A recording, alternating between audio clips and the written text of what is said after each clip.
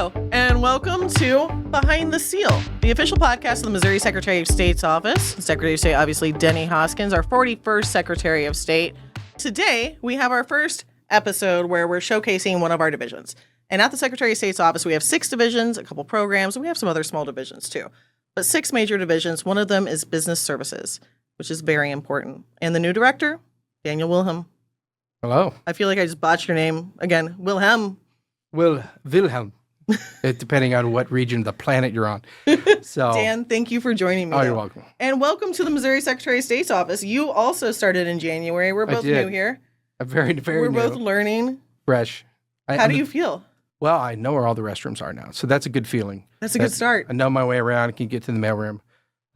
There's so many statutes that we have to read because that's very important. One of the things you want to do is make sure that if the law requires you to do something, you're doing it, and you're doing it the right way. So there's like hundreds and hundreds of statutes that I'm going through right now, just trying to figure those out and answer questions for the supervisors and staff. We promoted Jared Hall up to the deputy director. He's been awesome. One of the things that we're focusing on is making sure that our employees have the training that they need, because we found out that a lot of them have been cross-trained. So there's a lot of things that we didn't have cross-board, like the 8 common filings that you'll have.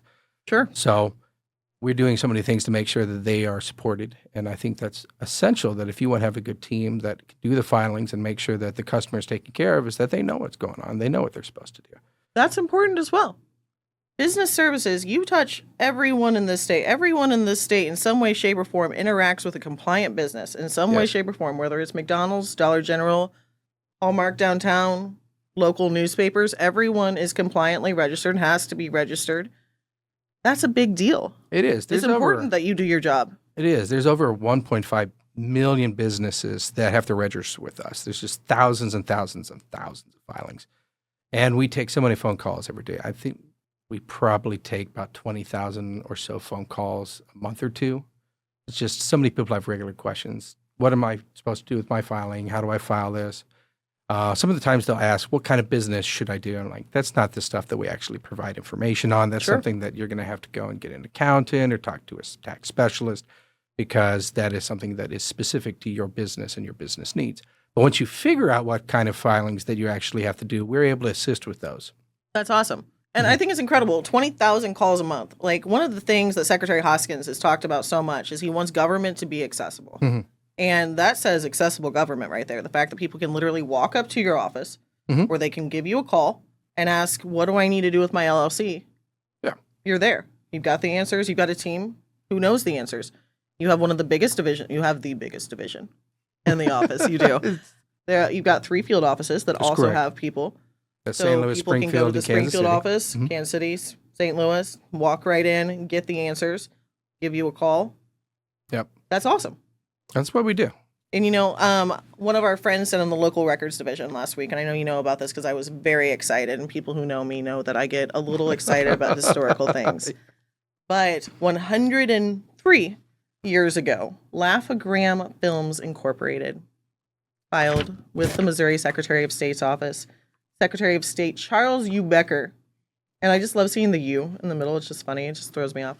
But this turned into Disney, and it was filed here in Missouri, which is great. And it used to look a little different.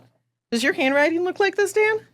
Oh, no. You can't read my handwriting. That's just the reality. It's nice that we live in 2025 and most everything's digitized, and it doesn't look like this anymore. That's correct. But we don't actually see much handwriting like that these days either. Man, we got to bring it back. Oh, yeah. I think that could take years, though. Years of training in school. I heard they got rid of cursive. Right. Recently, which just breaks my heart that I spent all those years of my life learning. It was cursive. so important. We all have a little bit of trauma from our elementary school days. I don't use it at all, really. Mine's just hybridized. But anyway, we were talking about, there's 12 essential filings. One of them, obviously, certificate of incorporation. Mm-hmm. I don't know why I keep showing. Like, Sam will make some magic happen. But this is probably the biggest piece of paper that you need to have on file with the state. Yeah. Right? And then the other thing that you also have to have is a registered agent.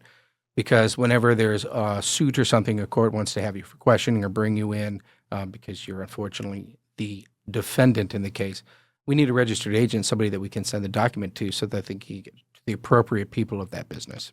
That makes sense. And it's interesting. I've seen some like regular faces here who, like, there are businesses who will just be your registered That agent. is correct. And it works really well because there are times when you need to be contacted, right?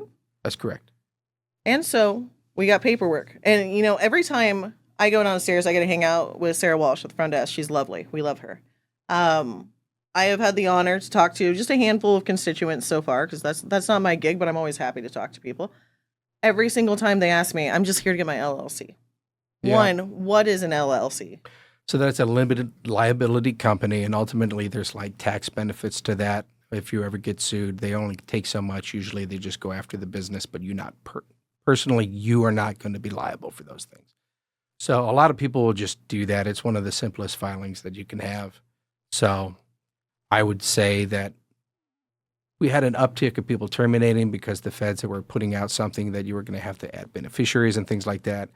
So that's been put on a stay. I think we've done so many of those filings this year. We had probably around 6,000 LLC terminations and withdrawals. That has slowed down greatly. And that makes sense.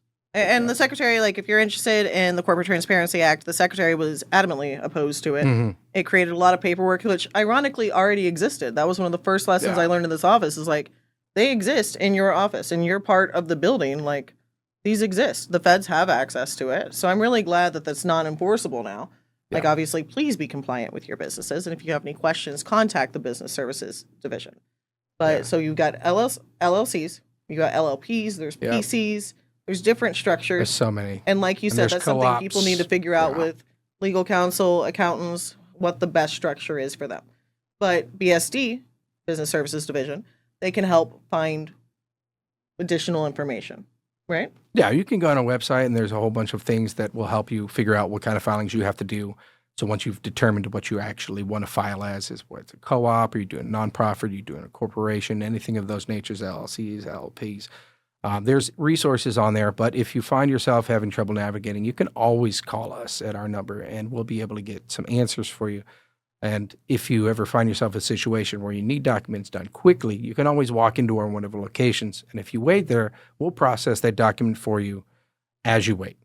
That's awesome. And I see people all day. Oh, yes. And those registered agent companies that you talked about earlier, they're here regularly. So you can always find somebody and hire somebody to come and do that on your behalf. That is a thing that you can do. But very important to do that. It is important. And these are all like the type of the structure. Well, there's LLP, PC, whatever. You decide that before you come here and incorporate officially. Yeah, if you show up and say, what should I do? We're like, well, you got to figure that out. It's just reality. Also, because if we offer you legal advice and then we find out we didn't give you the right legal advice, that puts you in a really difficult situation. Right. And we definitely don't give legal advice here. We're an administrative, facilitative agency. And it's interesting. A lot of the communications that I get from constituents who somehow end up in my voicemail, they are asking for that, and we just can't do that. Like you said earlier, what we do is governed specifically by statute, and we can only do what the law says that our friends down the street decided. They do decide. In fact, this year they added another notary certificate that deals with I think it was dealing with estates and estate planning. That just passed this year. So anytime they add something like that, we have to update our books. So our notary book's going to get changed to incorporate that in there. Sure. Let's talk about notaries, because that's part of BSD as well. That is correct. We have notaries and commissions. Those are important. They are. What is a notary? So a notary is an individual that when you go before them, they verify as they sign that the individuals that are present indeed were present in their right minds and they decided that they wanted to sign this document. They don't go through the document to make sure it's written right. They don't go through the document to find out what it's actually doing. It doesn't really matter what legal matter the document entails. They're just there to verify that these events truly did occur and these individuals were there and signed that document. And we have over 70,000 notaries. You can go on the website. You can find a notary. I think sometimes you can go to libraries. They offer notary services. We offer notary service at all of our locations. So ultimately, if you want to verify and basically solidify that your document truly occurred and that it legally is binding, you can find a notary. That seems important. So something I learned about recently is investigations. And obviously law enforcement does investigations. However, we do provide documentation that we have. And I've learned, like, if you don't follow the rules of being a notary, you get suspended. I've seen multiple suspension letters out of this offices. That's great to have accountability. Not only is your division a pinnacle of accessibility, also accountability. So often we'll get subpoenas that they'll have an investigator. Often it'll be U.S. tax people trying to investigate a business, see if they paid their taxes. And they'll ask for documents, and we'll provide all of the documents because they're all public record. So anything they'd ask, we already provide to the public. You can search a business. You can find, if you know their LLC number, you can find their LLC, or you can search maybe a couple of parts of their name, and you can look through our list. It's all public information. But when we get a subpoena, we make sure that we can get that documentation to them as quickly as possible because that, again, we're not going to get in the way of investigation. We just want to make sure there's accountability. So if there is a company out there that's doing something wrong and somebody's out there is trying to investigate it, we do offer that. And that's the point of this office, right? Yes. We have the paperwork, we have the verified, the official stuff, and that's important for these reasons. Every day we read news articles about wild things that happen, and I mean, those are outliers. Those are the people who get caught and shouldn't have done whatever they did. But they, at one point in time, they tried to be compliant, so we got that going for us. Right. So you choose your business structure. Yes. You come to the office. You file a incorporation. Now, what I love about this Laugh-O-Gram example, because obviously it's defunct. At this time, this lasted 50 years, and that was it expired in 1972, right?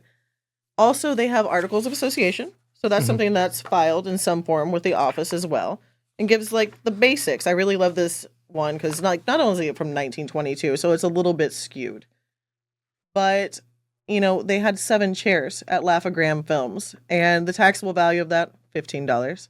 Very funny. Tools, I don't know what tools they were, but also $15. And it just lists out just a little bit about the business, and that's on file for every single business in the state, right? Yeah. And that's a big deal. That's cool. And then, of course, they also should file with county, local jurisdiction, check your local jurisdiction, see what is necessary for compliance, obviously, right? Yeah. What else can we talk about? Well, I don't know if there's anybody out there that they mill their own flour, but there is a statute that says that they have to register with the county clerk. Really? Yeah. So we've got some interesting statutes out there. Another one which I found really interesting as we're going through. A lot of people might have the Kansas City Chiefs or the Kansas City Royals, or they'll have the St. Louis Cardinals logo on their car. Well, there's a law, I believe it was from like 1939, that says that if you have an image or anything of that nature on your vehicle and you're not an official member, that you could be prosecuted. So there's a lot of people driving out there that they're at risk of prosecution, but I don't think that any of these organizations are going to come after them because they probably everyone with a bumper sticker is now so everyone with a nervous, bumper sticker. You're in danger. You're in danger of And this I mean, statute. on the flip side, our office is the protector of the Great Seal of Missouri. Yes. Like, I mean, technically, we could do the same thing. The Great Seal, though, is protected by statute, etc. Very correct. explicit use. Do not just put the state seal on whatever you want. Please don't do that, because that does imply state government official business. But it's important to understand the rules, especially if you're going to be a business operator. Yeah. What else have you learned in your first, we'll say it's first 120 days now, right? What I learned is that good leadership is really what's going to make the difference. When I got in there, I found out some of our supervisors that they weren't allowed to supervise. It seems counterintuitive to have supervisors that don't function as supervisors. So when we came and we're changing the culture, we want people to be trained, we want people to be confident, we want to delegate to the individuals that, should have authority and ability to do their job, such as the supervisors. When I walked in, we had over 10,000 filings that we were behind on, that it was just an enormous number. Today, we are under 3,800. That's awesome. Congratulations. And people are actually happy. They're processing, and we're doing things like we had breakfast cereal day. Yes. Where we just got together at 7:30. People actually showed up before work, and we all ate cereal. We laughed, creating a culture where we feel like more of a family, like people are important, and it's not just about the workload. And shifting from that old system to this new system has completely changed the structure of BSD. We're setting, I would think, the pace. We're adding policies that weren't in place. So we're changing these things and adding structure to the place, as well as an environment that, from what I remember talking to Denny, we want this place to be a place where people want to come work. Yeah. They don't dread it. With like, I like to go to work. I want to go to work. And that has also moved itself into our productivity. Like going from 10,000 to 3,500 at one point before we got hit by the weekend. really kind of shows that when you have the right leadership, and I think Denny's the right leader for the Secretary of State's office, Sure. you have the right leadership, you're going to have better results than you would if you had the wrong leadership. Great. I hope everyone in this agency tries their best, does their best, and does what they can to improve efficiencies, operations, accessibility, accountability. We're all here to chop wood at the end of the day. Yes, there's lots of wood to chop too. There is a lot of wood. 1.5 million businesses in the state of Missouri. That's a big deal. Now, I don't know how many of them actually are wood chopping companies, but I'm sure that if you look it up on a Like website, 12. you can find 12 in the whole state. But Dan, it's been awesome. I appreciate you coming in, taking a few minutes because you are busy. You've got an agency. Your division has over 50 employees. Yes. They do everything from UCC, which we talked about was uniform Uniform Commercial Code. Yes. Ultimately, one thing that you can do is that because we are a filing agency, that the UCCs, we have a cash management, you can actually get bulk data and other information. It costs money. I think the biggest one that we have is $2,500 setup. But then you get all this information about businesses. Now, not most of the public doesn't need that, but if you're in the field that you say, oh, I want to be a registered agent, that kind of information would be helpful to you. That's awesome. Yeah.